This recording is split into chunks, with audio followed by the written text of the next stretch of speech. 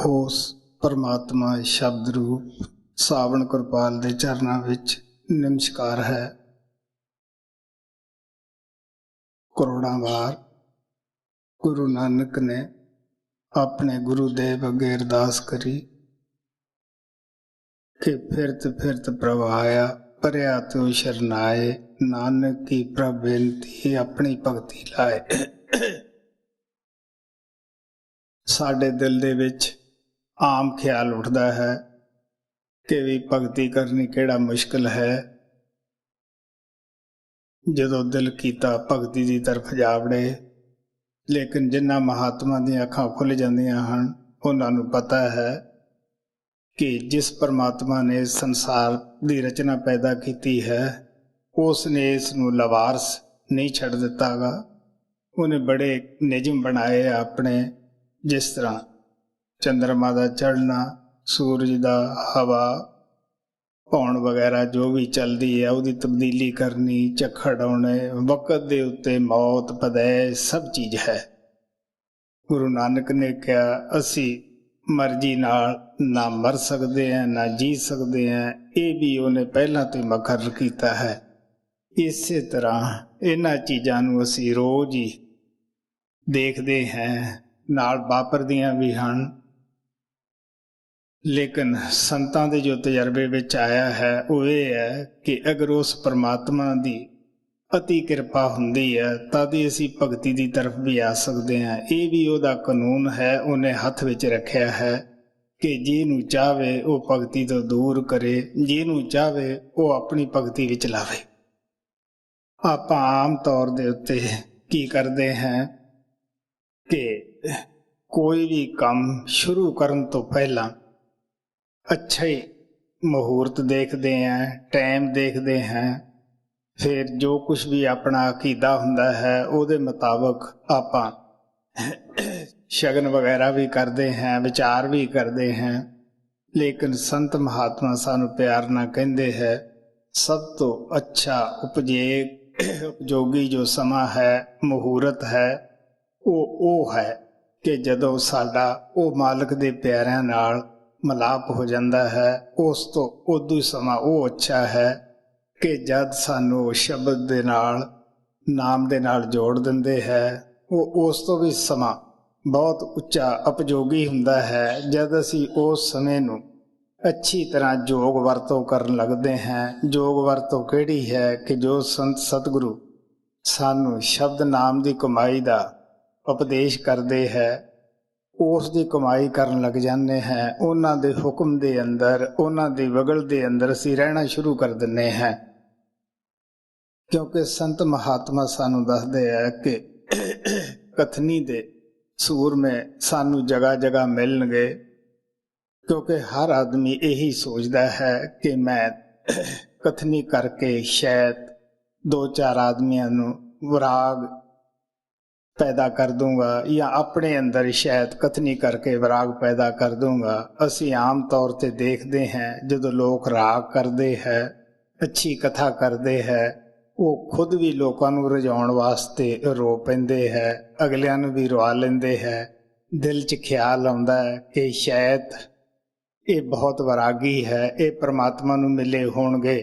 ਲੇਕਿਨ ਸੰਤ ਮਤ ਦੇ ਅੰਦਰ ਕੋਈ ਐਸੇ ਵਿਰਾਗੀਆਂ ਨੂੰ ਕੋਈ ਜਗ੍ਹਾ ਨਹੀਂ, ਕੋਈ ਅਹਿਮੀਅਤ ਨਹੀਂ। ਗੁਰੂ ਨਾਨਕ ਸਾਹਿਬ ਕਹਿੰਦੇ ਆ ਗੱਲੀ ਕਿਨੇ ਨਾ ਪਾਇਆ, ਨਾ ਭੀਜਾ ਰਾਗੀ ਨਾ ਦੀ ਬੇਦੀ। ਆਪ ਕਹਿਣ ਲਗੇ ਚਾਹੇ ਕੋਈ ਕਿਤਨੇ ਰਾਗ ਗਾ ਲੇ, ਜੋ ਮਰਜ਼ੀ ਹੈ ਉਹ ਉੱਚੀਆਂ ਸੁਰਾਂ ਕੱਢ ਲਵੇ, ਪਰਮਾਤਮਾ ਇਹਨਾਂ ਕਰਮਾਂ ਤੇ ਕਦੇ ਰੀਝਦਾ ਨੀਗਾ। ਸਾਨੂੰ ਪਤਾ ਆਪਾਂ ਖੇਤੀ ਕਰਨੀ ਹੈ, ਉਹ ਵੀ ਮਿਹਨਤ ਮੰਗਦੀ ਹੈ। ਕੋਈ ਆਪਾਂ ਵਪਾਰ ਕਰਨਾ ਹੈ, ਉਹ ਵੀ ਮਿਹਨਤ ਤੋਂ ਬਗੈਰ ਉਸ ਦੇ ਵੀ ਪਰਹੇਜ਼ ਹੈ। ਉਹਨਾਂ ਨਿਯਮਾਂ ਦਾ ਪਾਲਣ ਕਰਨਾ ਪੈਂਦਾ ਹੈ, ਤਾਂ ਹੀ ਅਸੀਂ ਵਪਾਰ ਦੇ ਅੰਦਰ ਕਾਮਯਾਬ ਹੁੰਦੇ ਹਾਂ, ਖੇਤੀ ਦੇ ਅੰਦਰ ਕਾਮਯਾਬ ਹੁੰਦੇ ਹਾਂ। ਹੋਰ ਵੀ ਕੋਈ ਦੁਨੀਆ ਦਾ ਕਾਰੋਬਾਰ ਕਰਨਾ ਹੈ, ਮੈਂ ਦੱਸਦਾ ਹੁੰਦਾ ਕਿ ਸੋਨਾ ਖਾਨ ਦੇ ਵਿੱਚੋਂ ਖੋਦਕੀ ਨਿਕਾਲਿਆ ਜਾਂਦਾ ਹੈ। ਮੋਤੀ ਨਿਕਾਲਣ ਵਾਸਤੇ ਗਹਿਰੇ ਸਮੁੰਦਰ ਦੇ ਅੰਦਰ ਡੁਬਕੀ ਲਾਉਣੀ ਪੈਂਦੀ ਹੈ। ਲੇਕਿਨ ਜਦ ਨਾਮ ਸ਼ਬਦ ਦੀ ਕਮਾਈ ਦਾ ਵਕਤ ਆਉਂਦਾ ਹੈ, ਫਿਰ ਅਸੀਂ ਕੀ ਕਰਦੇ ਹਾਂ? ਜਾਂ ਤਾਂ ਕਹਾਂਗੇ ਅਜੇ ਸਤਿਗੁਰੂ ਦੀ ਦਇਆ ਨਹੀਂ, ਜਾਂ ਅਜੇ ਸਾਡਾ ਟਾਈਮ ਨਹੀਂ ਆਇਆ। ਅੱਛਾ ਬਈ, ਮਾਲਕ ਕਿਰਪਾ ਕਰੇਗਾ। ਲੇਕਿਨ ਕਦੇ ਅਸੀਂ ਆਪਣੇ ਤੇ ਇਹ ਨਹੀਂ ਸਵਾਲ ਕੀਤਾ ਕਿ ਦੁਨੀਆ ਦਾ ਕੋਈ ਵੀ ਕਾਰੋਬਾਰ ਜਿਹੜਾ ਹੈਗਾ ਬਗੈਰ ਮਿਹਨਤ ਔਰ ਮੁਸ਼ੱਕਤ ਤੋਂ ਨਹੀਂ ਹੁੰਦਾਗਾ। ਕਿ ਅਸੀਂ ਪਰਮਾਤਮਾ ਦੀ ਭਗਤੀ ਹੀ ਸੁੱਤੇ ਪਏ ਕਰ ਸਕਦੇ ਹਾਂ ਜਾਂ ਗੱਲਾਂ ਨਾ ਕਰ ਸਕਦੇ ਹਾਂ? ਇਹ ਵੀ ਮਿਹਨਤ ਮੰਗਦੀ ਹੈ, ਇਹ ਵੀ ਮੁਸ਼ੱਕਤ ਮੰਗਦੀ ਹੈ, ਬਲਕਿ ਹੋਰਾਂ ਕਾਰੋਬਾਰ ਤੋਂ ਵੀ ਇਹ ਜ਼ਿਆਦਾ ਮੁਸ਼ੱਕਤ ਮੰਗਦੀ ਹੈ। ਕਿਉਂਕਿ ਦੁਨੀਆ ਦੇ ਕਾਰੋਬਾਰ ਤਾਂ ਸਾਡਾ ਮਨ ਲੱਗਿਆ ਹੀ ਹੋਇਆ ਹੈ, 24 ਘੰਟੇ ਉਸ ਪਾਸੇ ਦਾ ਝੁਕਾਓ ਹੀ ਹੈ। ਤਾਂ ਮਨ ਨੂੰ ਉਧਰੋਂ ਬਿਲਕੁਲ ਪਲਟਾ ਦੇਣਾ ਜਿਹੜਾ ਹੈ ਇਹ ਕਾਫੀ ਸੰਘਰਸ਼ ਕਰਨਾ ਪੈਂਦਾ ਹੈ।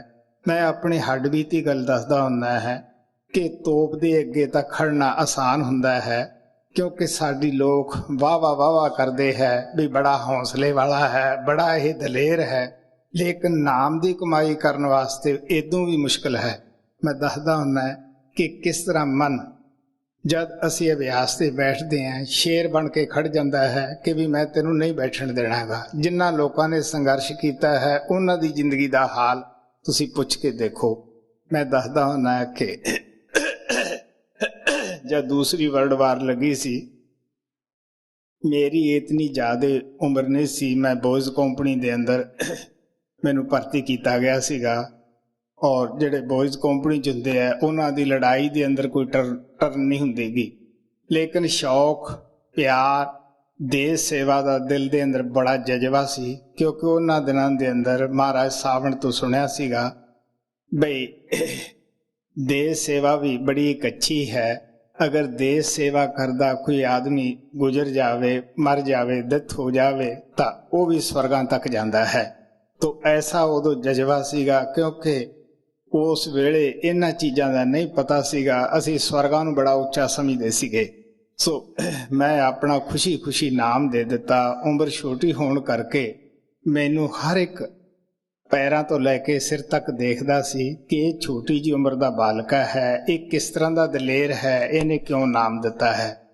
ਲੇਕਿਨ ਜਿਹੜਾ ਉਦੋਂ ਮਨੋਬਲ ਸੀ ਲੋਕਾਂ ਦਾ, ਉਹਦੀ ਵੀ ਮੈਂ ਦਸ਼ਾ ਦੱਸਦਾ ਹੁੰਦਾ ਹੈ ਕਿ ਜਿਸ ਟਾਈਮ ਸਾਡਾ ਬਾਹਰ ਜਾ ਰਹੇ ਸੀਗੇ ਉਸ ਵੇਲੇ ਡਾਕਟਰੀ ਸਾਡੀ ਕੀਤੀ, ਕੱਪੜੇ ਲੋਹਾਏ। ਤਾਂ ਡਾਕਟਰ ਕਹਿਣ ਲੱਗਿਆ ਸਾਡੇ ਕਮਾਂਡਰ ਨੂੰ ਵੀ ਮੈਂ ਕਿਹਦਾ ਦੁੱਧ ਲਾਵਾਂ, ਤੁਸੀਂ ਸਿਫਾਰਿਸ਼ ਕਰੋ। ਤਾਂ ਅੱਖਾਂ ਦੇ ਵਿੱਚ ਪਾਣੀ ਭਰ ਕੇ ਕਹਿਣ ਲੱਗਿਆ ਕਿ ਸਾਰੇ ਬਲੀ ਦੇ ਬੱਕਰੇ ਹੈ, ਮੈਂ ਕਿਹਦਾ ਨਾਂ ਲਵਾਂ, ਤੂੰ ਸਾਰਿਆਂ ਨੂੰ ਲਾ ਦੇ। ਤਾਂ ਮੈਂ ਦੱਸਦਾ 28 ਸਾਲ ਦੀ ਲੋਕਾਂ ਨੇ ਕੈਦ ਮਨਜ਼ੂਰ ਕਰ ਲਈ ਸੀਗੀ, ਲੇਕਿਨ ਕੋਈ ਆਦਮੀ ਲੜਾਈ ਵਾਸਤੇ ਤਿਆਰ ਨਹੀਂ ਸੀ ਜਾਣ ਨੂੰ, ਕਿਉਂਕਿ ਉਦੋਂ ਹਿਟਲਰ ਦੀ ਬੜੀ ਚੜ੍ਹਤ ਸੀਗੀ। ਉਹ ਜਿੱਥੇ ਕਹਿੰਦਾ ਸੀ ਮੈਂ ਕੱਲ ਨੂੰ ਚਾਹ ਪੀ ਲੈਣੀ ਆ, ਉਹ ਉਸੇ ਥਾਂ ਹੀ ਪਹੁੰਚ ਜਾਂਦਾ ਸੀਗਾ। ਤੁਸੀਂ ਦੇਖ ਲਓ ਕਿ ਦੁਸ਼ਮਣ ਦੇ ਉੱਤੇ ਫਤਿਹ ਕਰਕੇ ਜਦ ਜਾਣਾ ਹੈ ਤਾਂ ਉਦੋਂ ਕਿਤਨੀ ਖੂਨ ਹੁੰਦੇ ਹੈ, ਕਿਤਨੀ ਕਤਲੋਗਾਰਤ ਹੁੰਦੀ ਹੈ। ਸੋ ਉਸ ਵੇਲੇ ਦੀ ਲੋਕਾਂ ਦੇ ਮਨੋਬਲ ਜਿਹੜੇ ਬੜੇ ਹੀ ਗਿਰੇ ਹੋਏ ਸੀਗੇ। ਮੇਰੇ ਯਾਦ ਹੈ ਨਾਭੇ ਦੀ ਜੇਲ੍ਹ ਦੇ ਅੰਦਰ ਅਸੀਂ ਕੈਦੀਆਂ ਦੇ ਵਿੱਚੋਂ ਲੈਣ ਵਾਸਤੇ ਗਏ ਵੀ ਜਿਨ੍ਹਾਂ ਨੇ ਆਰਮੀ ਵਿੱਚ ਜਾਣਾ ਹੈ ਤੁਸੀਂ ਆ ਜਾਓ। ਉਹਨਾਂ ਲੋਕਾਂ ਨੂੰ 20-20 ਸਾਲ ਦੀ ਸਜ਼ਾ ਸੀਗੀ। ਉਹਨਾਂ ਨੇ ਸਜ਼ਾ ਦੇ ਵਿੱਚ ਰਹਿਣਾ, ਜੇਲ੍ਹ 'ਚ ਰਹਿਣਾ ਮਨਜ਼ੂਰ ਕੀਤਾ, ਲੇਕਿਨ ਪਿਆਰਿਓ ਉਹਨਾਂ ਨੇ ਆਰਮੀ ਵਿੱਚ ਆਉਣਾ ਮਨਜ਼ੂਰ ਨਾ ਕੀਤਾ। ਇਹ ਹਾਲਤ ਸੀ। ਲੇਕਿਨ ਪਿਆਰ ਸੀ, ਹੌਸਲਾ ਸੀ, ਮਹਾਰਾਜ ਸਾਵਣ ਦਾ ਵਾਕ ਸੀ ਵੀ ਬੰਦਾ ਸਵਰਗ ਤੱਕ ਜਾ ਵੜਦਾ ਹੈ। ਤੋ ਦੇਸ਼ ਸੇਵਾ ਬੜੀ ਉੱਤਮ ਹੈ। ਤੋ ਮੈਂ ਦੱਸਦਾ ਹੁੰਦਾ ਕਿ ਉਧਰ ਜਾਣਾ ਮੈਨੂੰ ਆਸਾਨ ਸੀਗਾ, ਲੇਕਿਨ ਜਿਸ ਟਾਈਮ ਦੇ ਉੱਤੇ ਮਹਾਰਾਜ ਕਿਰਪਾਲ ਨੇ ਮੈਨੂੰ ਅੱਖਾਂ ਬੰਦ ਕਰਕੇ ਇਸੇ ਜਗ੍ਹਾ ਦੇ ਅੰਦਰ ਗੁਫਾ ਅੰਦਰ ਬਿਠਾਇਆ ਕਿ ਪਿਆਰੇ ਬੇਟਾ ਮੈਂ ਖੁਦ ਹੀ ਤੇਰੇ ਕੋਲੇ ਆਊਂਗਾ, ਉਸ ਵੇਲੇ ਪਤਾ ਹੈ ਕਿ ਕਿਸ ਤਰ੍ਹਾਂ ਜਿਹੜਾ ਮਨ ਹੈ ਅੱਗੇ ਸ਼ੇਰ ਦੀ ਤਰ੍ਹਾਂ ਆ ਕੇ ਖੜ ਜਾਂਦਾ ਹੈ। ਸੋ ਪਿਆਰਿਓ, ਮਹਾਰਾਜ ਸਾਵਣ ਸਿੰਘ ਵੀ ਕਹਿੰਦੇ ਹੁੰਦੇ ਸੀ ਕਿ ਮਨ ਤੋਪ ਅੱਗੇ ਖੜ ਜਾਂਦਾ ਹੈ, ਪਰ ਇਹ ਭਜਨ ਵਾਸਤੇ ਕਦੇ ਵੀ ਤਿਆਰ ਨਹੀਂ ਹੁੰਦਾਗਾ। ਸੋ ਅਸੀਂ ਮਿਹਨਤ ਦੇ ਚੋਰ ਜਿਹੜੇ ਹੁੰਨੇ ਆ, ਅਸੀਂ ਇਹ ਬਹਾਨੇਬਾਜ਼ੀ ਕਰਦੇ ਹਾਂ ਅਜੇ ਟਾਈਮ ਨਹੀਂ ਆਇਆ ਜਾਂ ਸਤਿਗੁਰੂ ਦੀ ਦਇਆ ਨਹੀਂ ਹੋਈ। ਪਿਆਰਿਓ, ਸਤਿਗੁਰੂ ਏਦੂ ਹੋਰ ਕੀ ਦਇਆ ਕਰੇਗਾ। ਉਹ ਆਪਣਾ ਦੇਸ਼ ਛੱਡਦਾ ਹੈ, ਆਪਣਾ ਪੇਸ਼ ਛੱਡਦਾ ਹੈ। ਆਤਮਾ ਨੂੰ ਲੈਣ ਵਾਸਤੇ ਕਿਸ ਤਰ੍ਹਾਂ ਟੱਟੀ ਪਿਸ਼ਾਬ ਦਾ ਚੋਲਾ ਪਹਿਨ ਕੇ ਸਦਾ ਸੰਸਾਰ ਵਿੱਚ ਆਉਂਦਾ ਹੈ। ਤੋ ਦਇਆ ਏਦੂ ਹੋਰ ਵੱਧ ਉਹ ਕੀ ਕਰ ਸਕਦਾ ਹੈ। ਸਾਨੂੰ ਮੁਫਤ ਦੇ ਵਿੱਚ ਉਹਨੇ ਆਪਣਾ ਸ਼ਬਦ ਦਾ ਭੇਦ ਦਿੱਤਾ, ਆਪਦੇ ਨਾਲ ਜੋੜਿਆ। ਫਿਰ ਉਹ ਇਹ ਵੀ ਨਹੀਂ ਕਹਿੰਦਾ ਕਿ ਤੁਸੀਂ ਇਕੱਲੇ ਜਾਓ, ਉਹ ਕਹਿੰਦਾ ਨਹੀਂ ਵੀ ਬੇਟਾ ਤੁਸੀਂ ਹੌਸਲਾ ਕਰੋ, ਤੁਸੀਂ ਸਿਮਰਨ ਕਰਕੇ ਮੇਰੇ ਪਾਸ ਤਾਂ ਪਹੁੰਚੋ। क्योंकि स्कूल तक जाना तो बच्चे की आपदी ड्यूटी है, अगे टीचर पढ़ाएगा। साडा स्कूल केड़ा है कि ये दोनों अखां दे दरम्यान है। साडे मन और आत्मा की जो गठ है वो इस जगह बझी हुई है। सो इस वास्ते असी स्कूल दे अंदर तो जाते नहीं गए, बैठे ही शिकायत कर छड़ते हैं, अजे दया नहीं हुई, अजे टाइम नहीं होया। सो ये सिर्फ साडी आलस है, साडे मन दे बहाना है। सो संत महात्मा सानू प्यार नाल कहंदे है कि सारिਆਂ ਨੂੰ ਕਿਹੜਾ दिन ਉੱਚਾ है, ਕਿਹੜਾ ਸੁੱਚਾ है, ਜਦੋਂ ਸਾਡਾ ਉਹ ਮਾਲਕ ਦੇ ਪਿਆਰਿਆਂ ਨਾਲ ਮਿਲਾਪ ਹੋ ਜਾਂਦਾ ਹੈ। ਗੁਰੂ ਅਰਜਨ ਦੇਵ ਜੀ ਮਹਾਰਾਜ ਕਹਿੰਦੇ, ਜਾਂ ਦਿਨ ਭੇਟੇ ਸਾਧ ਸੰਗ ਉਹਾਂ ਦਿਨ ਬਲਿਹਾਰੀ। मैं उस दिन तो बलिहार जाना है, कुर्बान जाना है जिस दिन किसी मालिक दे प्यारे ना मेरा मिलाप हो गया। सो थोड़े अगे गुरु रामदास जी महाराज का शब्द रखा जाता है, गौर नाल सुनने वाला है। आप कहते हैं साडे और मन की जो सीट है दोनों अखां दे दरम्यान है।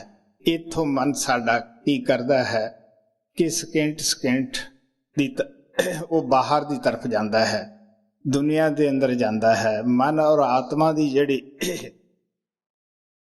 इत्थे गंढ बजी हुई है, जो साडा मन ही इस जगह के उत्ते आके नहीं ठहरदागा तो असी किस तरह अंदर तरक्की कर सकते हैं। सो संत महात्मा सानू प्यार नाल दसदे है कि बाहर जांदे मन नू किस तरह असी मोड़ना है, किस तरह मन और आत्मा की गठ जिहड़ी बधी है उसनू असी खोलना है। सो क्योंकि साडे पहला आत्मा जिहड़ी है वो प्योर सी, पवित्र सी। मन भी पहला साडा जदों इहने कर्म नहीं कीते सीगे उस वेले की सीगा कि इहदे उत्ते कोई गंद नहीं चढ़िया होया सीगा। जिवें जिवें संसार दे विच आत्मा विचरदियां गईयां, मन विचरदा गया, इन्हां दे उत्ते कर्मां दा बोझा चढ़दा गया। हुण मन आपदे घर नूं भुल गया है, आत्मा आपदे घर नूं भुल गई है। संत महात्मा कोई नवा रस्ता लैके नहीं संसार विच आउंदे, कोई मजहब बनाउण वास्ते नहीं आउंदे गे।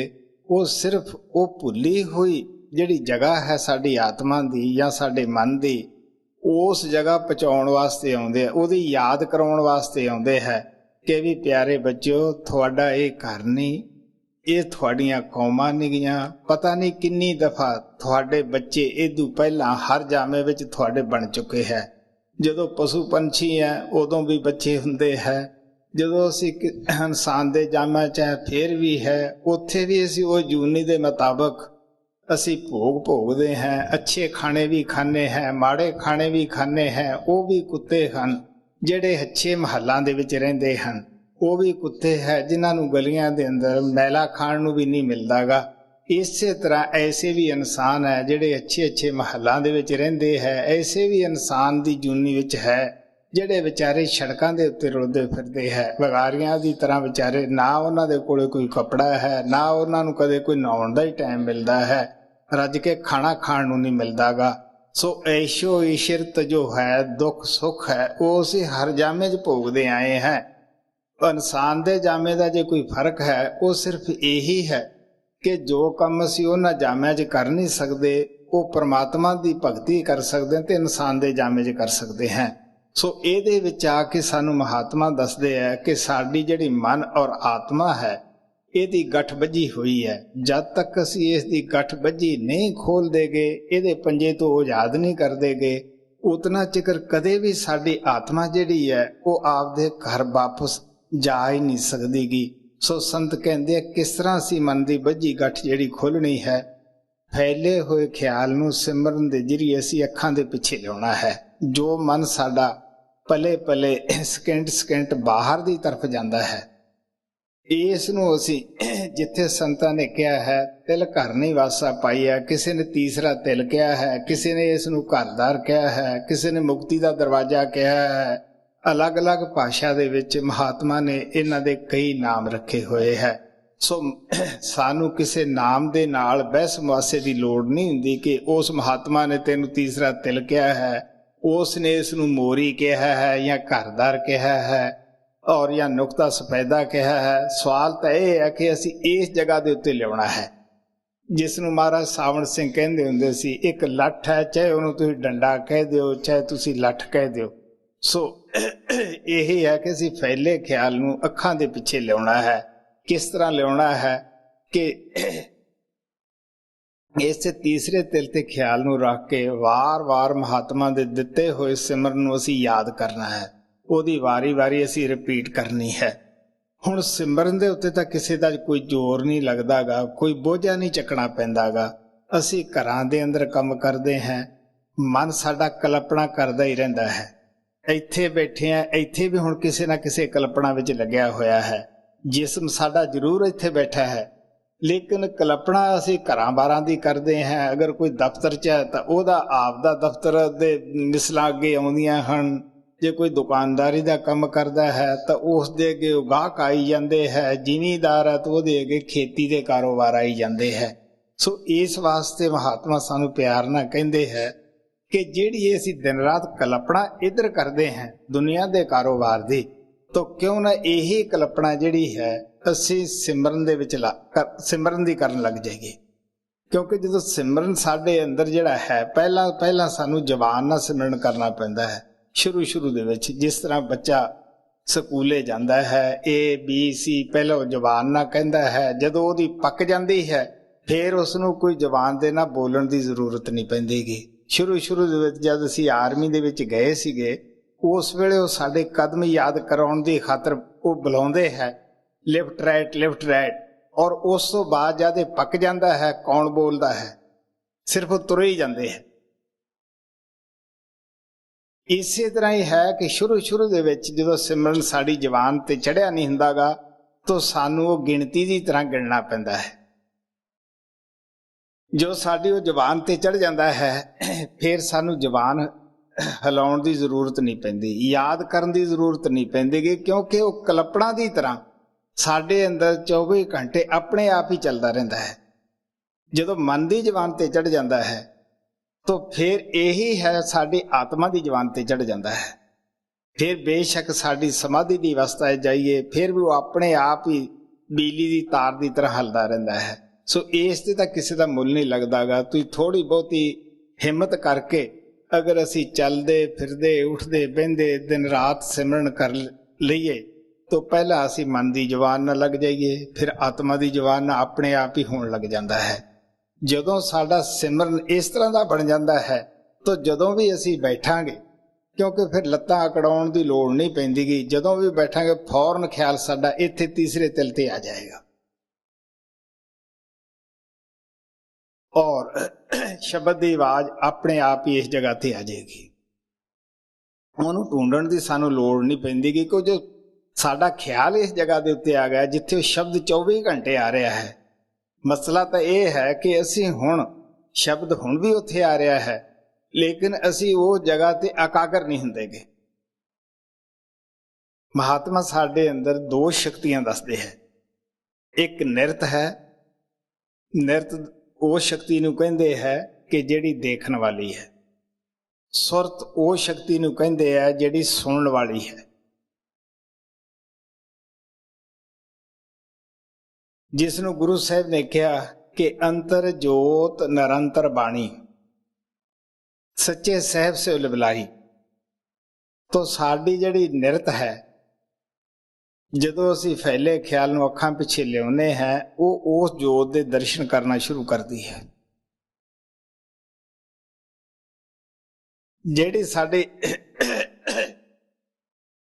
निरत है वो जोत दे दर्शन करना शुरू करती है। जिहड़ी सुरत है उस आवाज नूं पकड़दी है। इसे नूं संतां ने कहा सीगा कि जदों असीं 10वें द्वार च सारे पर्दे ला के पहुँच जाने हैं, उत्थे शब्द दा नूर देखते हैं और इस नूं संतां ने कहा दिवाली करना, जिस नूं स्वामी जी ने कहा सी कि संत दिवाली नित करे सत लोक के माहे। वो रोज ही दिवाली करते हैं।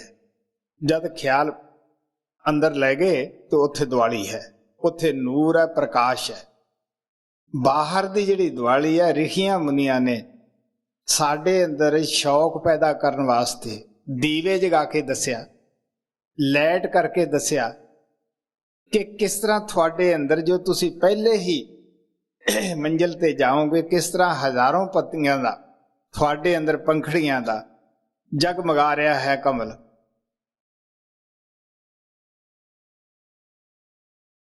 ਤੋ ਰਮਾਇਣ ਦੇ ਅੰਦਰ ਵੀ ਆਤਮਾ ਨੂੰ ਸੀਤਾ ਕਰਕੇ ਬਿਆਨ ਕੀਤਾ ਹੈ, ਮਨ ਨੂੰ ਰਾਵਣ ਕਰਕੇ ਬਿਆਨ ਕੀਤਾ ਹੈ, ਔਰ ਰਾਮ ਨੂੰ ਸਤਿਗੁਰੂ ਪਰਮਾਤਮਾ ਕਰਕੇ ਬਿਆਨ ਕੀਤਾ ਹੈ। ਜਿਸ ਤਰ੍ਹਾਂ ਸੀਤਾ ਆਤਮਾ ਦੀ ਖਾਤਰ ਪਰਮਾਤਮਾ ਰਾਮ ਨੇ ਕਿੰਨਾ ਸੰਘਰਸ਼ ਕੀਤਾ ਹੋਏ, ਉਸ ਨੂੰ ਕਿਸ ਤਰ੍ਹਾਂ ਜੇਲ੍ਹ ਦੇ ਵਿੱਚੋਂ ਮਨ ਰਾਮ ਦੀ ਵਿੱਚੋਂ ਉਹਨਾਂ ਨੇ ਸੁਤੰਤਰ ਕਰਾਇਆ, ਕਿੰਨੇ ਕਸ਼ਟ ਝੱਲੇ। ਇਸੇ ਤਰ੍ਹਾਂ ਪਰਮਾਤਮਾ ਗੁਰੂ ਵੀ ਆ ਕੇ ਸਾਡੀ ਆਤਮਾ ਸੀਤਾ ਨੂੰ ਆਜ਼ਾਦ ਕਰਨ ਵਾਸਤੇ ਕਿੰਨੇ ਕਸ਼ਟ ਝੱਲਦਾ ਹੈ। ਮਹਾਰਾਜ ਸਾਵਣ ਸਿੰਘ ਕਹਿੰਦੇ ਹੁੰਦੇ ਸੀ ਕਿ ਵਾਲਮੀਕ ਨੇ 10,000 ਸਾਲ ਪਹਿਲਾਂ ਰਮਾਇਣ ਨੂੰ ਲਿਖਿਆ। ਉਹ ਕਹਿੰਦੇ ਹੁੰਦੇ ਜੇ ਇਹਦੋਂ ਹੋਰ ਵੀ ਪਹਿਲਾਂ ਹੁੰਦੇ ਤਾਂ ਇਹਦੋਂ ਪਹਿਲਾਂ ਵੀ ਲਿਖ ਦਿੰਦੇ। ਤੋ ਰਾਮ ਲక్ష్మణ ਸੀਤਾ ਉਹ ਤਾਂ ਸਾਰੇ ਮਗਰੋਂ ਹੋਏ ਆ। ਮਹਾਰਾਜ ਜੀ ਕਹਿੰਦੇ ਹੁੰਦੇ ਕਿ ਅੰਦਰ ਚੱਲ ਕੇ ਦੇਖੋ, ਤੁਸੀਂ ਸਾਰਾ ਰਮਾਇਣ ਦਾ ਖੇਲ ਹੋ ਰਿਹਾ ਹੈ। ਤੋ ਕਾਲ ਨੇ ਸੋਚਿਆ ਵੀ ਇਹ ਤਾਂ ਮੇਰੀ ਨਗਰੀ ਜਿਹੜੀ ਹੈ, ਜਿਹੜੇ ਇਸ ਰਮਾਇਣ ਤੇ ਅਮਲ ਕਰਨਗੇ, ਇਹਨੂੰ ਪੜ੍ਹਨਗੇ, ਫੌਰਨ ਅੰਦਰ ਚਲੇ ਜਾਣਗੇ। ਉਹਨਾਂ ਨੇ ਫੌਰਨ ਬਾਹਰ ਸਭ ਕੁਛ ਖੁਦ ਹੀ ਕਾਲ ਨੇ ਉਹੀ ਜਿਹੜੇ ਉਹਦੇ ਵਿੱਚ ਵਰਣਨ ਕੀਤੇ ਸੀ ਉਹੀ ਨਾ ਧਰ ਕੇ ਆ ਕੇ ਖੇਲ ਬਾਹਰ ਦਿਖਾਤਾ। ਹੁਣ ਜੇ ਸਾਨੂੰ ਸਮਝਾਵੇ ਵੀ ਤਾਂ ਅਸੀਂ ਕਦੇ ਮੰਨਣ ਵਾਸਤੇ ਤਿਆਰ ਨਹੀਂ ਗੇ।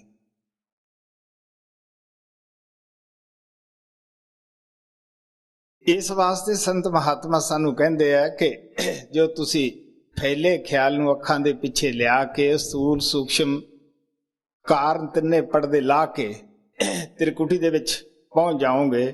ਗੁਰੂ ਨਾਨਕ ਸਾਹਿਬ ਕਹਿੰਦੇ ਆ ਗੁਰ ਪ੍ਰਸਾਦੀ ਤ੍ਰਿਕੁਟੀ ਛੁੱਟਾ, ਚੌਥੇ ਪਦ ਲਿਵਲਾਈ। ਕਿਹਨਾਂ ਦੀ ਕਿਰਪਾ ਦੇ ਨਾਲ ਉੱਥੇ ਅਸੀਂ ਪਹੁੰਚਦੇ ਹਾਂ।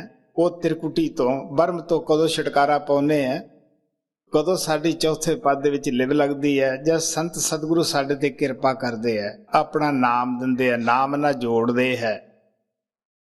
ਔਰ ਜਦ ਅਸੀਂ ਸ਼ਬਦ ਨਾਮ ਦੀ ਕਮਾਈ ਕਰਦੇ ਆ, ਇਸ ਜਗ੍ਹਾ ਪਹੁੰਚ ਜਾਂਦੇ ਆ। ਤ੍ਰਿਕੁਟੀ ਤੋਂ ਛੁੱਟ ਜਾਂਦੀ ਹੈ। ਕਿਆ ਬਰਮ ਤੋਂ ਅਸੀਂ ਸਾਡੇ ਜਿਹੜਾ ਮਨ ਹੈ ਉਹ ਤ੍ਰਿਕੁਟੀ ਵਿੱਚ ਰਹਿ ਜਾਂਦਾ ਹੈ। ਆਤਮਾ ਇਹਦੇ ਪੰਜੇ ਤੋਂ ਆਜ਼ਾਦ ਹੋ ਜਾਂਦੀ ਹੈ। ਰੂਹ ਔਰ ਮਨ ਦੀ ਜਿਹੜੀ ਗੱਠ ਵੱਜੀ ਹੈ ਇਹ ਖੁੱਲ ਜਾਂਦੀ ਹੈ। ਸੋ ਇਸ ਵਾਸਤੇ ਗੁਰੂ ਸਾਹਿਬ ਪਿਆਰ ਦੇ ਨਾਲ ਕਹਿੰਦੇ ਹੈ ਕਿ ਮਨ ਖਿਨ ਖਿਨ ਪਰਮ ਪਰਮ ਬਹੁਤਾਵੈ ਤਿਲ ਘਰ ਨਹੀਂ ਵਾਸਾ ਪਾਈਐ ਜੀ। ਬਸੰਤ ਹਿੰਡੋਲ ਮਾਲਾ ਚੌਥਾ ਪੰਨਾ 1179। ਮਨ ਖਿਨ ਖਿਨ ਪਰਮ ਪਰਮ ਬਹੁਤਾਵੈ ਤਿਲ ਕਰ ਨਹੀਂ ਵਾਸਾ ਪਾਈਐ।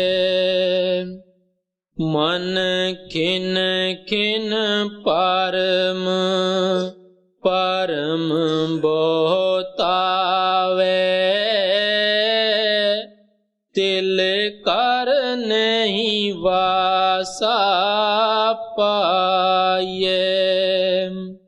ਗੋਰੇ ਅੰਕਸ਼ ਸ਼ਬਦ ਦਾਰੂ ਸਿਰ ਤਾਰਿਓ ਕਰ ਮੰਦਰ ਆਣ ਵਸਾਈਐ। ਹੁਣ ਗੁਰੂ ਸਾਹਿਬ ਬੜੀ ਅੱਛੀ ਮਿਸਾਲ ਪਿਆਰ ਦੇ ਨਾਲ ਦੇ ਕੇ ਸਮਝਾਉਂਦੇ ਹੈ ਕਿ ਹਾਥੀ ਬੜੀ ਇੱਕ ਤਾਕਤ ਦਾ ਜਾਨਵਰ ਹੁੰਦਾ ਹੈ। ਬਾਜ਼ਾਰਾਂ ਦੇ ਅੰਦਰ ਦੁਨੀਆ ਨੂੰ ਵੈਸੇ ਹੀ ਖੁੱਲਾ ਹੋਵੇ ਤੇ ਰੋਲਦਾ ਚਲਾ ਜਾਂਦਾ ਹੈ। ਜਦੋਂ ਮਸਤੀ ਦੇ ਵਿੱਚ ਆਉਂਦਾ ਹੈ ਬੜਾ ਨੁਕਸਾਨ ਕਰਦਾ ਹੈ।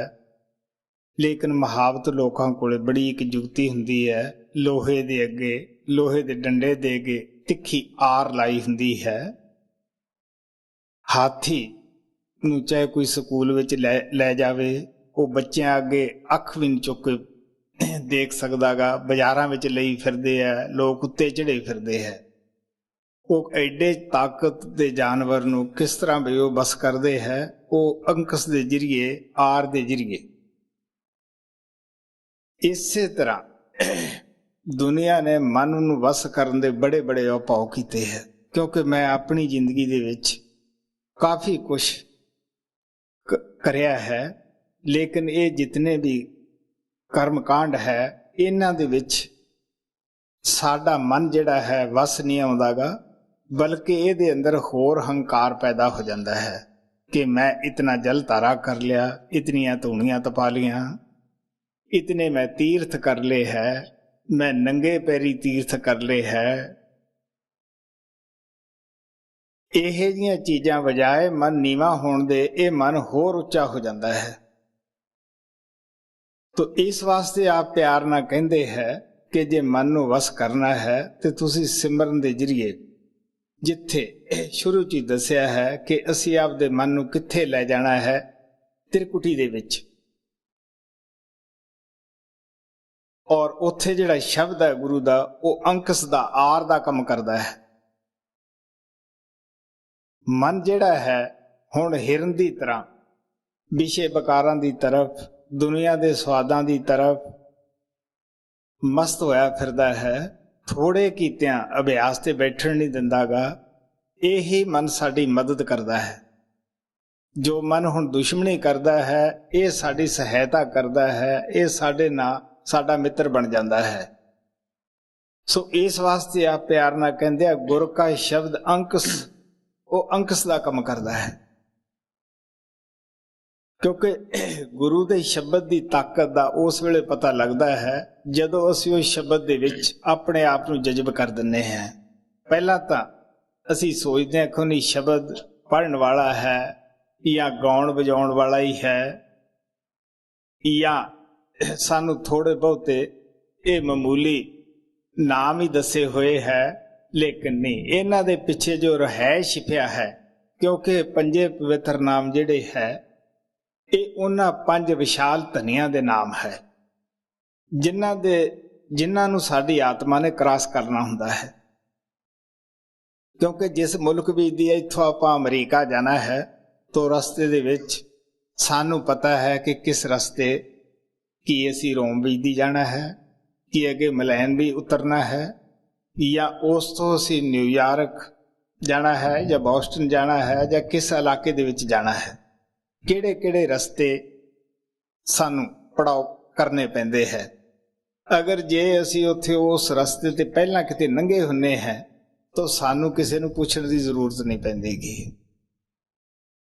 ਇਸੇ ਤਰ੍ਹਾਂ ਸੰਤਾਂ ਮਹਾਤਮਾ ਨੇ ਜਿਸ ਤਰ੍ਹਾਂ ਪੱਕੇ ਮਿਲਸਟੋਨ ਹੁੰਦੇ ਹੈ, ਉਹਨਾਂ ਦੇ ਉੱਤੇ ਲਿਖਿਆ ਹੁੰਦਾ ਹੈ, ਅਸੀਂ ਆਪਣੀ ਕਾਰ ਦੜਾਈ ਜਾਂਦੇ ਹਾਂ। ਜਿਹੜੇ ਪ੍ਰੇਮੀ ਅੰਦਰ ਜਾਂਦੇ ਆ ਉਹਨਾਂ ਨੂੰ ਪਤਾ ਹੈ।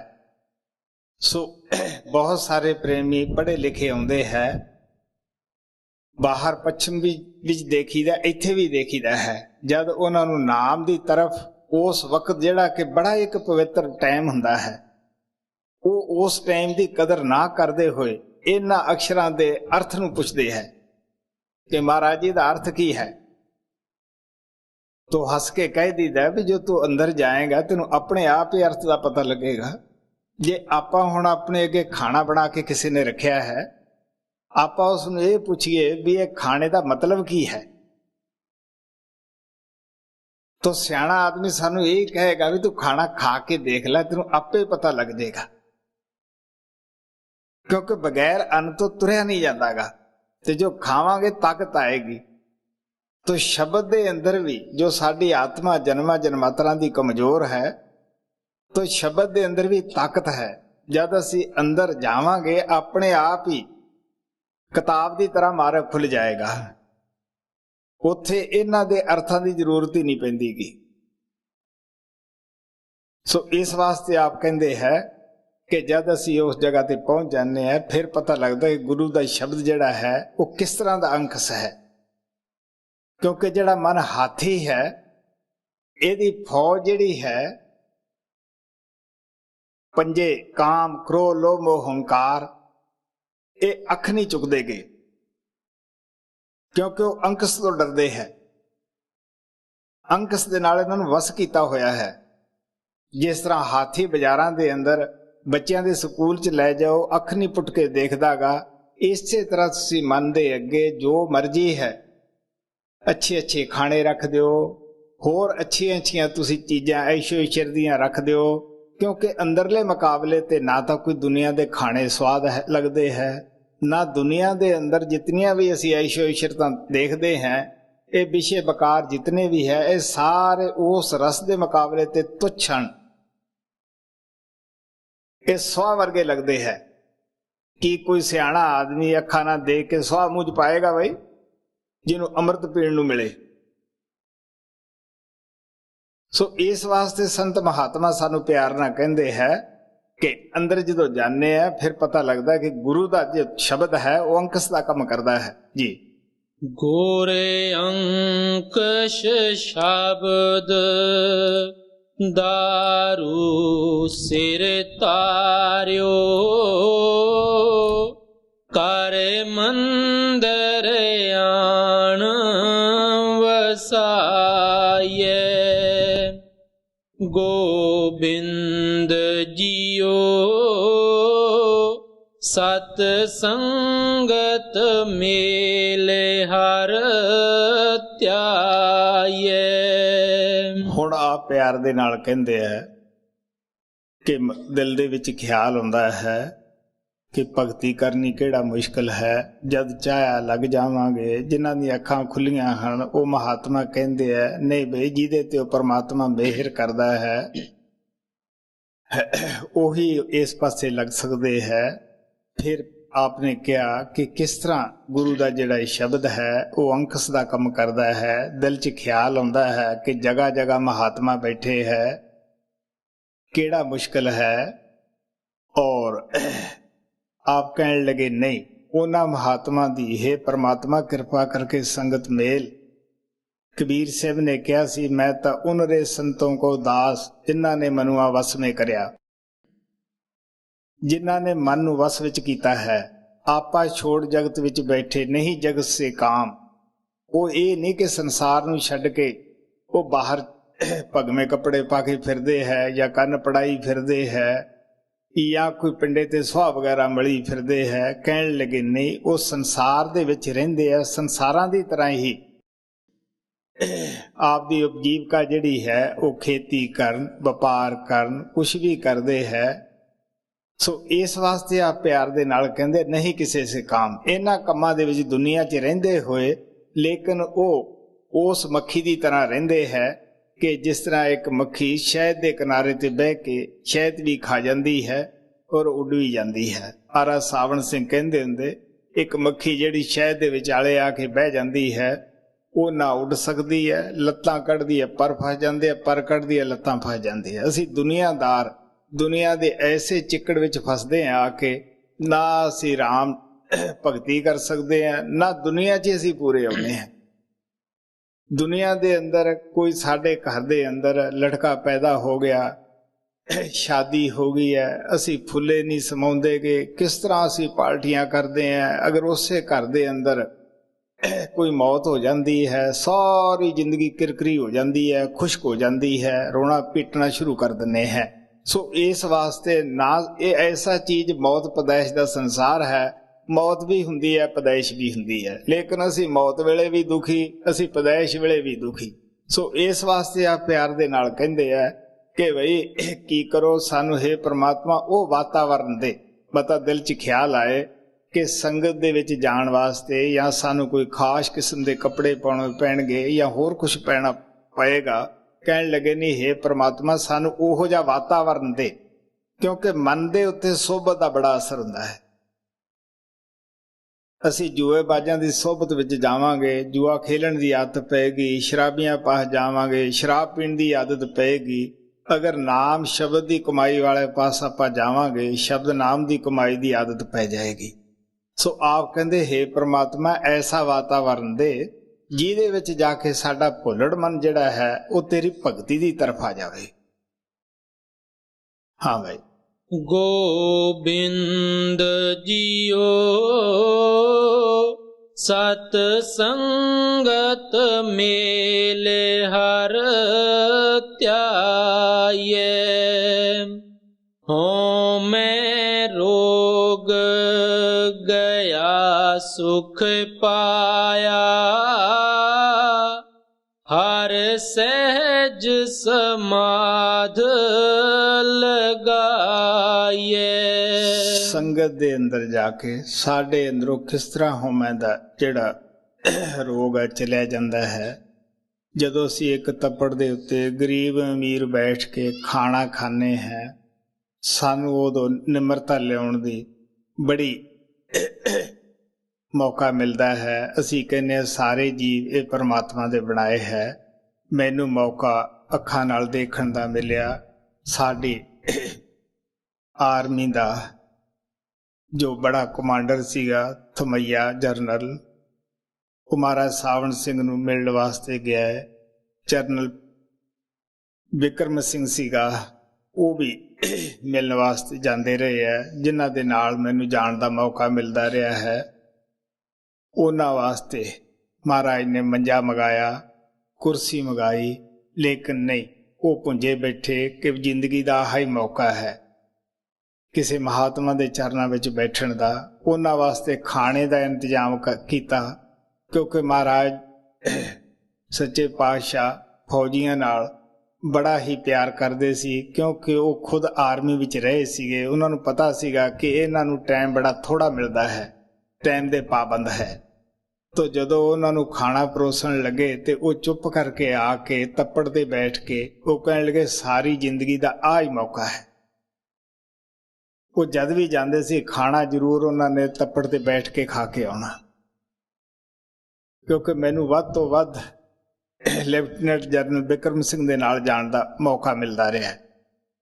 ਸੋ ਇਸ ਵਾਸਤੇ ਆਪ ਪਿਆਰ ਦੇ ਨਾਲ ਦੱਸਦੇ ਹੈ ਕਿ ਉੱਥੇ ਜਾ ਕੇ ਸਾਡਾ ਹਉਮੈ ਦਾ ਰੋਗ ਜਾਂਦਾ ਹੈ। ਫਿਰ ਜਦ ਅਸੀਂ ਸੇਵਾ ਕਰਦੇ ਹਾਂ, ਲੰਗਰ ਦੀ ਸੇਵਾ ਕਰਦੇ ਹਾਂ ਜਾਂ ਕੋਈ ਖੇਤੀ ਦੀ ਸੇਵਾ ਕਰਦੇ ਹਾਂ, ਕੋਈ ਹੋਰ ਸੇਵਾ ਹੈ, ਉੱਥੇ ਵੀ ਜਦੋਂ ਅਸੀਂ ਛੋਟੇ ਵੱਡੇ ਇੱਕੋ ਜਿਹੇ ਹੋ ਕੇ ਸੇਵਾ ਕਰਦੇ ਹਾਂ, ਉੱਥੇ ਵੀ ਸਾਡੇ ਅੰਦਰੋਂ ਨਿਮਰਤਾ ਆਉਂਦੀ ਹੈ।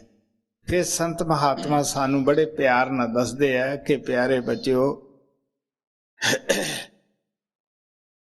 ਇੱਕ ਮਿਆਨ ਵਿੱਚ ਦੋ ਤਲਵਾਰਾਂ ਕਦੇ ਪੈ ਨਹੀਂ ਸਕਦੀਆਂ। ਜਿੱਥੇ ਹਉਮੈ ਹੈ, ਹੰਕਾਰ ਹੈ, ਉੱਥੇ ਕਦੇ ਵੀ ਪ੍ਰਮਾਤਮਾ ਪ੍ਰਗਟ ਨਹੀਂ ਹੋ ਸਕਦਾਗਾ। ਇਹ ਤਾਂ ਨਿਮਰਤਾ ਦਾ ਖੇਲ ਹੈ, ਕਿਉਂਕਿ ਪਾਣੀ ਹਮੇਸ਼ਾ ਨੀਵੇਂ ਪਾਸੇ ਹੀ, ਨੀਵੀਂ ਸਾਈਡ ਨੂੰ ਹੀ ਆਉਂਦਾ ਹੈ। ਕਦੇ ਟਿੱਬੇ ਉੱਪਰ ਪਾਣੀ, ਉੱਪਰ ਪਹਾੜ ਤੇ ਪਾਣੀ ਨਹੀਂ ਰੁਕਦਾਗਾ। ਪਾਣੀ ਹਮੇਸ਼ਾ ਥੱਲੇ ਚਸ਼ਮਿਆਂ ਦੇ ਅੰਦਰ ਹੀ ਆ ਕੇ ਰੁਕਦਾ ਹੈ। ਸੋ ਸੰਤ ਮਹਾਤਮਾ ਸਾਨੂੰ ਪਿਆਰ ਨਾਲ ਦੱਸਦੇ ਆ। ਮੈਂ ਹਮੇਸ਼ਾ ਹੀ ਦੱਸਦਾ ਹੁੰਦਾ ਕਿ ਜਦੋਂ ਭਗਤ ਆਪਦੀ ਕਮਜ਼ੋਰੀ ਕੰਨੀ ਦੇਖਦਾ ਹੈ, ਆਪਦੇ ਪਾਪਾਂ ਦੀ ਤਰਫ ਦੇਖਦਾ ਹੈ, ਫਿਰ ਉਹ ਗੁਰੂ ਅੱਗੇ, ਪ੍ਰਮਾਤਮਾ ਅੱਗੇ ਸੱਚੇ ਦਿਲੋਂ ਫਰਿਆਦ ਕਰਦਾ ਹੈ ਕਿ ਹੋ ਸਕਦਾ ਹੈ ਕਿ ਮੈਨੂੰ ਮੇਰੇ ਕਰਮਾਂ ਕਰਕੇ ਬੜੀ ਲੰਮੀ ਔਰ ਕਰੜੀ ਸਜ਼ਾ ਭੋਗਣੀ ਪਵੇ, ਕਿਉਂਕਿ ਮੈਂ ਦੁਨੀਆ ਤੋਂ ਤਾਂ ਚੋਰੀ ਕਰਦਾ ਹਾਂ, ਪਰਮਾਤਮਾ ਦੇ ਸੈਂਦਕ ਹੈ। ਕਿਉਂਕਿ ਅਸੀਂ ਆਮ ਤੌਰ ਤੇ ਇਹ ਸੋਚਦੇ ਹਾਂ ਕਿ ਬੂਹਾ ਬੰਦ ਕੀਤਾ, ਜੋ ਮਰਜ਼ੀ ਕਰ ਲੋ, ਕਿਹੜਾ ਪਰਮਾਤਮਾ ਦੇਖਦਾ ਹੈ। ਲੋਕਾਂ ਦੁਨੀਆ ਵੱਡੀ ਹੈ, ਪਰਮਾਤਮਾ ਛੋਟਾ ਹੈ।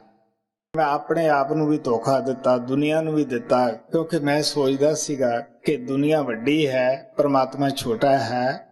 ਮੇਰੀ ਕਾਮ ਨੇ ਮੱਤ ਮਾਰੀ ਰੱਖੀ। ਇਸ ਵਾਸਤੇ हे ਪਰਮਾਤਮਾ ਗੁਰੂ, ਤੂੰ ਮੈਨੂੰ ਬਖਸ਼ਣ, ਤੂੰ ਮੇਰਾ ਲੇਖਾ ਲੈਣ ਤੋਂ ਪਹਿਲਾਂ ਬਖਸ਼ ਦੇ। ਜੇ ਤੂੰ ਮੈਥੋਂ ਲੇਖਾ ਮੰਗੇਗਾ ਮੈਂ ਪੂਰਾ ਨਹੀਂ ਆ ਸਕਦਾ। ਗੁਰੂ ਨਾਨਕ ਨੇ ਵੀ ਕਿਹਾ, ਲੇਖਾ ਕਰਤ ਨ ਛੁਟੀਏ, ਖਿਨ ਖਿਨ ਭੂਲਣ ਹਾਰ, ਬਖਸ਼ਣ ਹਾਰਾ ਬਖਸ਼ ਲੈ ਤੇ ਨਾਨਕ ਪਾਰ ਉਤਾਰ। ਕਿ हे ਪ੍ਰਭੂ, ਮੈਂ ਲੇਖਾ ਕਰਕੇ ਛੁੱਟ ਨਹੀਂ ਸਕਦਾਗਾ, ਕਿਉਂਕਿ ਪਤਾ ਨਹੀਂ ਇਸ ਜਨਮ 'ਚ ਨਹੀਂ ਤਾਂ ਹੋਰ ਪਤਾ ਨਹੀਂ ਕਿੰਨੇ ਕੁ ਜਨਮ ਹੈ। ਸੋ ਇਸ ਵਾਸਤੇ ਆਪ ਪਿਆਰ ਨਾਲ ਕਹਿੰਦੇ, ਜੇ ਤੁਸੀਂ ਸੰਤਾਂ ਮਹਾਤਮਾ ਦੇ ਮੂੰਹ ਦੇ ਵਿੱਚੋਂ ਐਸੇ ਪਿਆਰ ਭਰੇ, ਨਿਮਰਤਾ ਭਰੇ ਬਚਨ ਸੁਣਦੇ ਹਾਂ, ਸਾਡੇ ਭੁੱਲੜ ਮਨ ਦੇ ਅੰਦਰ ਵੀ ਨਿਮਰਤਾ ਆਉਣੀ ਸ਼ੁਰੂ ਹੋ ਜਾਂਦੀ ਹੈ। ਇੱਕ ਦਿਨ ਨਹੀਂ ਤਾਂ ਦੂਸਰੇ ਦਿਨ ਆਏਗੀ ਜੀ। ਹਉਮੈ ਰੋਗ ਗਿਆ ਸੁਖ ਪਾਇਆ, ਹਰ ਸਹਿਜ ਸਮਾਧ ਲਗਾਈਏ। ਕਰ ਰਤਨ ਲਾਲੇ ਬਹੁ ਮਾਨ ਕੇ ਲਾਦੀ। ਮਨ ਪਰਮਿਆ ਲੈ ਨਾ ਸਕਾਈਏ। ਰਤਨ ਲਾਲ ਸੰਤਾਂ ਦਾ ਮਤਲਬ ਉਸ ਨਾਮ ਤੋਂ ਹੈ। ਪਰਮਾਤਮਾ ਨੇ ਹਰੇਕ ਦੇ ਅੰਦਰ ਉਹ ਖਜ਼ਾਨੇ ਨਾਮ ਦੇ ਰੱਖੇ ਹੈ, ਲੇਕਿਨ ਸਾਡਾ ਮਨ ਭਰਮ ਕਰਕੇ, ਭਰਮ ਕਿਹੜੀ ਚੀਜ਼ ਹੈ? ਜੋ ਕੁਛ ਅਸੀਂ ਅੱਖਾਂ ਨਾਲ ਬਾਹਰ ਦੇਖਦੇ ਹਾਂ, ਮਾਤਾ ਪਿਤਾ ਹੈ, ਭੈਣ ਭਰਾ ਹੈ, ਜਾਇਦਾਦ ਹੈ, ਧਨ ਦੌਲਤ ਹੈ, ਇਹ ਸਾਰਾ ਕੁਛ ਭਰਮ ਹੈ। ਸਾਨੂੰ ਪਤਾ ਹੈ ਕਿ ਜੋ ਕੁਛ ਅੱਜ ਅਸੀਂ ਲਈ ਬੈਠੇ ਹਾਂ, ਪੁੱਤਰ ਧੀਆਂ ਜਾਂ ਧਨ ਦੌਲਤ, ਇਹ ਪਹਿਲਾਂ ਹੋਰ ਵੀ ਕਿਸੇ ਕੋਲੇ ਸਨ। ਜੇ ਸਾਡੇ ਵੱਡ ਵਡੇਰੇ ਇਹਨਾਂ ਜਾਇਦਾਦਾਂ ਨੂੰ ਉਹ ਨਾਲ ਨਹੀਂ ਲੈ ਕੇ ਗਏ ਤਾਂ ਅਸੀਂ ਕੀ ਆਸ ਲਾਈ ਬੈਠੇ ਹਾਂ? ਸਾਨੂੰ ਪਤਾ ਹੈ ਸਾਡੇ ਵਡੇਰੇ ਗਏ, ਜਿਨ੍ਹਾਂ ਦੇ ਨਾਲ ਉਹ ਅਤੀ ਪਿਆਰ ਕਰਦੇ ਸਨ, ਉਹਨਾਂ ਦਾ ਲਗਾਓ ਸੀਗਾ, ਉਹ ਨਾਲ ਨਹੀਂ ਲਿਜਾ ਸਕੇ। ਅਸੀਂ ਕੀ ਆਸ ਲਾਈ ਬੈਠੇ ਵੀ ਅਸੀਂ ਸਾਥ ਲੈ ਜਾਵਾਂਗੇ? ਇਸ ਵਾਸਤੇ ਜੋ ਕੁਝ ਦੇਖਦੇ ਹਾਂ ਭਰਮ ਹੈ, ਮਨ ਭਰਮਿਆ ਲੈ ਨਾ ਸਕਾਈ ਹੈ। ਖਜ਼ਾਨੇ ਦਾ ਪ੍ਰਮਾਤਮਾ ਨੇ ਸਾਡੇ ਅੰਦਰ ਨਾਮ ਦੇ ਰੱਖੇ ਹੈ, ਲੇਕਿਨ ਸਾਡਾ ਮਨ ਭਰਮ ਦੇ ਵਸ ਹੋ ਕੇ ਬਾਹਰ ਹੀ ਬਾਹਰ ਤੁਰਿਆ ਫਿਰਦਾ ਹੈ ਜੀ। ਕਾਰੇ ਰਤਨ ਲਾਲ ਬਹੁ ਮਾਣਕ ਲਾਦੀ। ਮਨ ਪਰਮਿਆ ਲੈ ਨਾ ਸਕਾਈਏ। ਜਿਉ ਓਡਾ ਕੂਪ ਗੈਜ ਖਿਨ ਕਾਢੈ। ਤਿਉ ਸਤ ਗੁਰ ਵਸਤ ਲਹਾਈਏ। ਕਿਵੇਂ ਅਸੀਂ ਉਹ ਜਿਹੜੇ ਖਜ਼ਾਨੇ ਪਰਮਾਤਮਾ ਨੇ ਨਾਮ ਦੇ ਰੱਖੇ ਹੈ, ਕਿਸ ਤਰ੍ਹਾਂ ਪ੍ਰਾਪਤ ਕਰਨਾ ਹੈ? ਆਪ ਪਿਆਰ ਨਾਲ ਕਹਿੰਦੇ ਆ ਕਿ ਸੰਤਾਂ ਮਹਾਤਮਾ ਨੇ ਸਾਡੇ ਅੰਦਰ ਕੋਈ ਰਗੜ ਕੇ ਨਹੀਂ ਪਾਉਣਾ, ਘੋਲ ਕੇ ਨਹੀਂ ਪਾਉਣਾਗਾ। ਤੁਸੀਂ ਦੇਖ ਲਓ, ਜਿਹੜੇ ਜੱਜ ਹੈ ਜਾਂ ਕੋਈ ਵਕੀਲ ਹੈ, ਉੱਚੇ ਅਹੁਦਿਆਂ ਤੇ ਹੈ, ਉਹਨਾਂ ਨੂੰ ਪੁੱਛੋ ਕਿ ਤੁਹਾਡੇ ਉਸਤਾਦਾਂ ਨੇ ਤੁਹਾਡੇ ਅੰਦਰ ਕੀ ਕੁਛ ਰਗੜ ਕੇ ਪਾਇਆ ਸੀ? ਕੋਈ ਘੋਲ ਕੇ ਪਿਆਇਆ ਸੀ, ਜਾਂ ਕੋਈ ਮੂੰਹ ਦੇ ਵਿੱਚ ਥੁੱਕਿਆ ਸੀਗਾ, ਜਾਂ ਉਹਨਾਂ ਦੇ ਨਾਲ ਖਾਣਾ ਖਾਧਾ ਸੀਗਾ? ਨਹੀਂ, ਉਹ ਸਾਨੂੰ ਇਹੀ ਸਮਝਾਉਂਦੇ ਆ ਕਿ ਅਸੀਂ ਉਹਨਾਂ ਦੀ ਸੋਭਤ ਕਰੀ ਸੀ, ਉਹਨਾਂ ਦਾ ਕਿਹਾ ਮੰਨਿਆ ਸੀਗਾ। ਉਹਨਾਂ ਦੀ ਸੋਭਤ ਔਰ ਕਹਿਣਾ ਮੰਨਣ ਕਰਕੇ ਅੱਜ ਉਹ ਲੋਕ ਅੱਛੀ ਜ਼ਿੰਦਗੀ ਜੀ ਰਹੇ ਹੈ।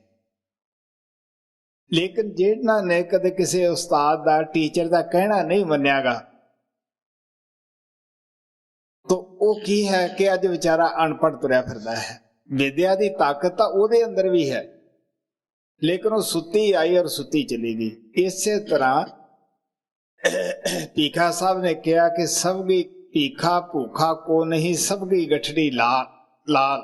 ਗਿਰੇ ਖੋਲ ਨਾ ਜਾਣੀ ਤਾਂ ਤੇ ਭਏ ਕੰਗਾਲ। ਉਹ ਪਰਮਾਤਮਾ ਨੇ ਕਿਸੇ ਨੂੰ ਊਣਾ ਨਹੀਂ ਰੱਖਿਆ, ਕਮੀ ਨਹੀਂ ਰੱਖੀ, ਹਰੇਕ ਦੇ ਅੰਦਰ ਉਹ ਨਾਮ ਦਾ ਖਜ਼ਾਨਾ ਰੱਖਿਆ ਹੋਇਆ ਹੈ।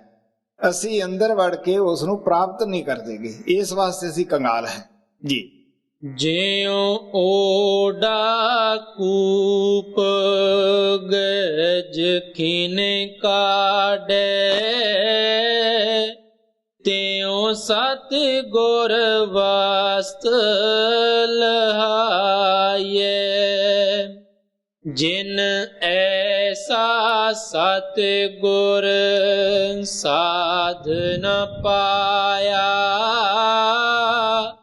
ਤੇ ਤ੍ਰਿਗ ਤ੍ਰਿਗ ਨਰ ਜੀਵਾਈਏ।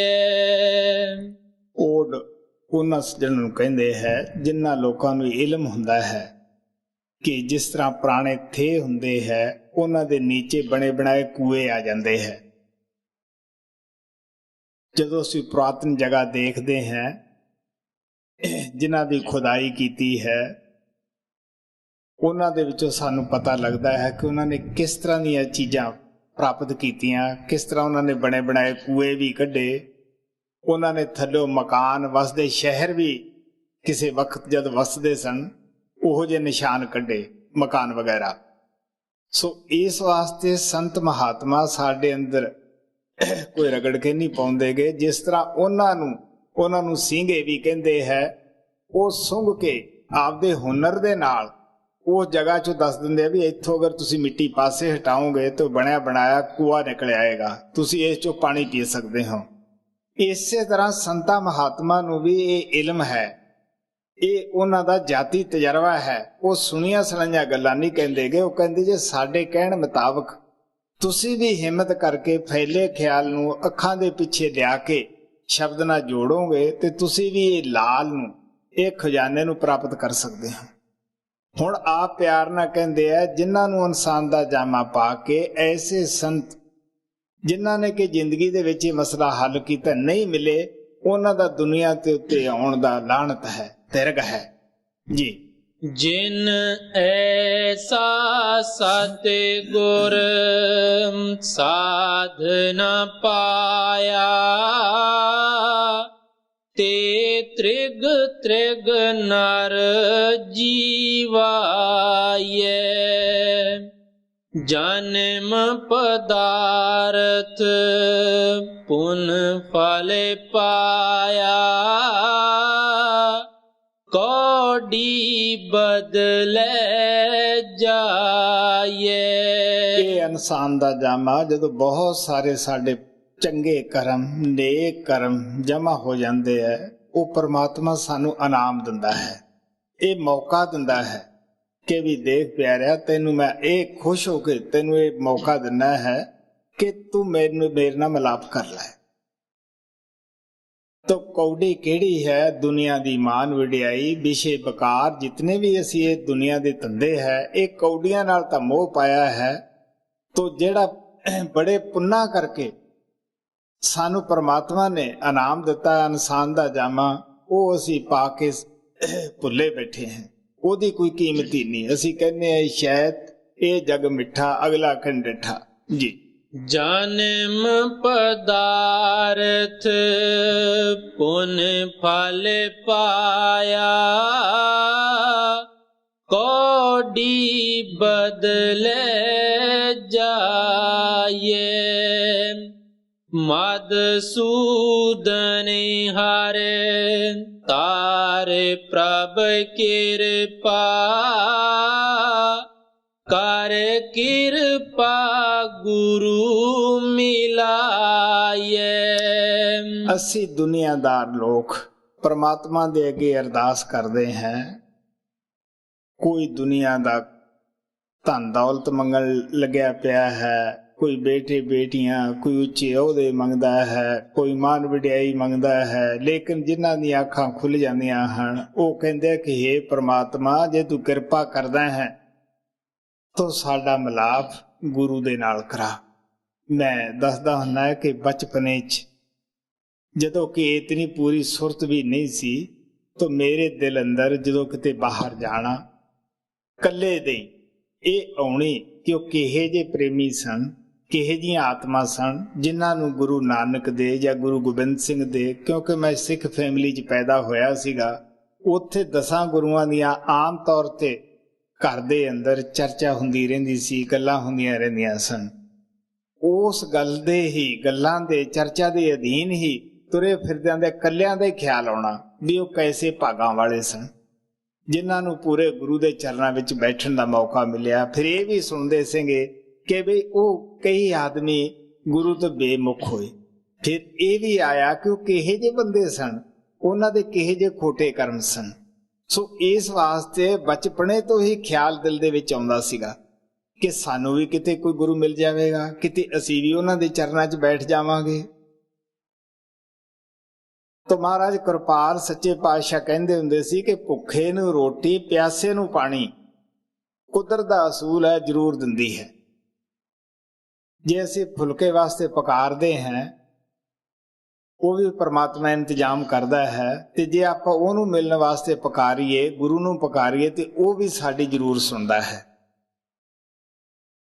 ਇਹ ਉਹਨਾਂ ਦੀ ਹੀ ਦਇਆ ਸੀ। ਮੈਂ ਦੱਸਦਾ ਹੁੰਦਾ ਹੈ ਕਿ ਨਾ ਮੈਨੂੰ ਉਹਨਾਂ ਦੀ ਕੋਈ ਵਡਿਆਈ ਕਰਨ ਵਾਲਾ ਮਿਲਿਆ ਤੇ ਨਾ ਉਹਨਾਂ ਦੀ ਕੋਈ ਨਿੰਦਿਆ ਕਰਨ ਵਾਲਾ ਮੇਰੀ ਜ਼ਿੰਦਗੀ 'ਚ ਮਿਲਿਆ।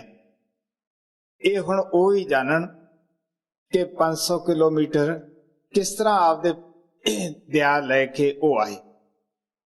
ਮੈਨੂੰ ਨਹੀਂ ਪਤਾ ਕਿ ਮੇਰੇ ਨਾਮ ਦਾ ਉਹਨਾਂ ਨੂੰ ਕਿਵੇਂ ਪਤਾ ਲੱਗ ਗਿਆ, ਤੇ ਖੁਦ ਆਪਣੇ ਪ੍ਰੇਮੀ ਉਹਨਾਂ ਨੇ ਭੇਜੇ ਵੀ ਅੱਜ ਘਰੇ ਰਹਿਣ ਤੇ ਮੈਂ ਆਉਣਾ।